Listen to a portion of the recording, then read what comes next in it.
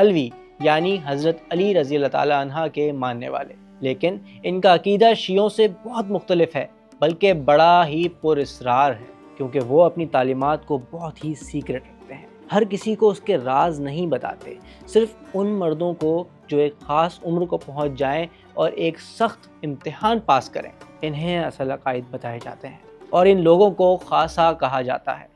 باقی جو ماننے والے لوگ ہیں وہ عامہ ہیں، جنہیں خود مذہب کی زیادہ سمجھ نہیں ہوتی، اور جب کوئی چیز سیکرٹ ہوتی ہے تو ہر کوئی اس کا راز جاننے کے لیے نکل پڑتا ہے۔ کئی ہسٹورینز اور کچھ کتابوں کے ذریعے بہت کچھ سامنے آیا، ایسا جو عام مسلمانوں کے لیے حیران کن ہے، جیسے کتاب السراج جیسی قدیم کتابیں، اور 19ویں صدی میں لکھی گئی ایک اور کتاب الباقرۃ السلیمانیہ۔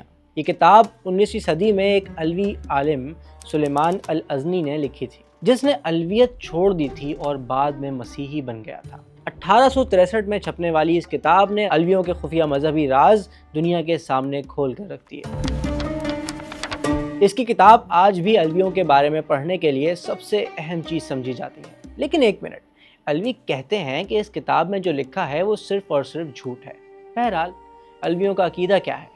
عام شیعوں، اسماعیلیوں بلکہ سب سے بالکل مختلف۔ سب سے پہلے تو کہا جاتا ہے کہ علوی غالی ہیں، یعنی عقیدت میں حد سے گزرے ہوئے لوگ، بلکہ ان کے عقیدے میں مسیحیت کی طرف ایک قسم کی ٹرینٹی پائی جاتی ہے۔